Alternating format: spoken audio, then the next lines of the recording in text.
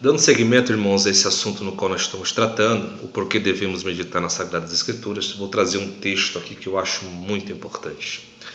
Esse texto, para mim, é um texto divisor de águas, no qual teve um texto que eu tratei falando sobre, para convencer um judeu, para você convencer um judeu acerca da fé dele, como Paulo pregou lá em Atos capítulo 6, diz que grande parte dos sacerdotes creram e obedeceram à fé.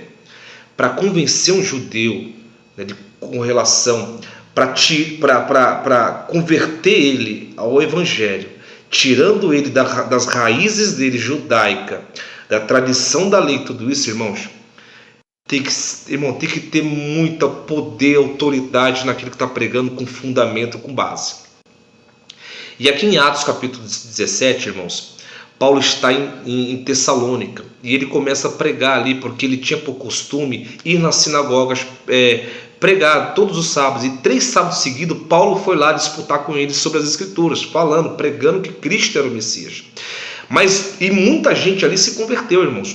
Diz a escritura aqui que muitos creram e se reuniram, até gregos religiosos, né, se converteram. Mas os judeus desobedientes de Tessalônica, que não criam em Jesus, que não queriam nem ouvir, não deram nem o trabalho de examinar para ver se aquilo procedia ou não, logo já fizeram um montinho, irmão, de perseguição contra Paulo e contra aqueles que estavam com Paulo. De maneira, depois os irmãos, se tiver oportunidade, pega Atos dos Apóstolos capítulo 17 e faz uma leitura do verso 1 até o verso 14, que os irmãos vão entender isso.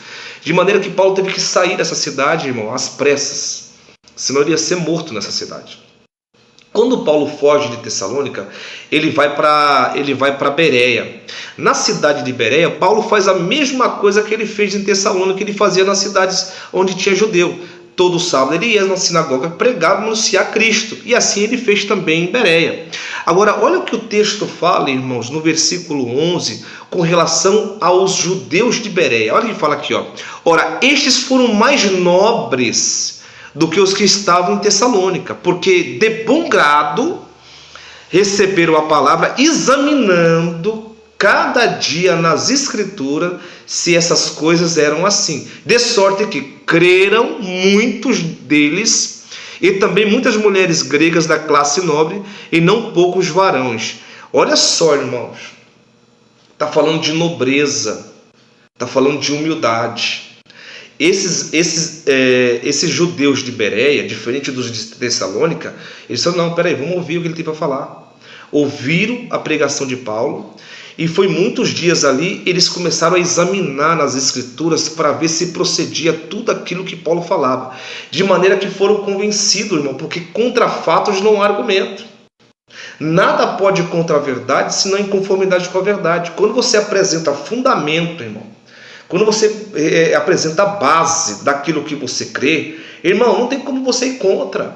E quando Paulo pregou Jesus, apontou para esses judeus de Bereia, mostrou para ele que Cristo era o Messias, que Cristo era o ungido, que as escrituras apontavam para ele e aquilo que apontava se cumpriu em Cristo. Eles começando a examinar e comparar tudo aquilo, irmãos, eles foram crendo que aquilo procedia, porque estava escrito da maneira que Paulo falava.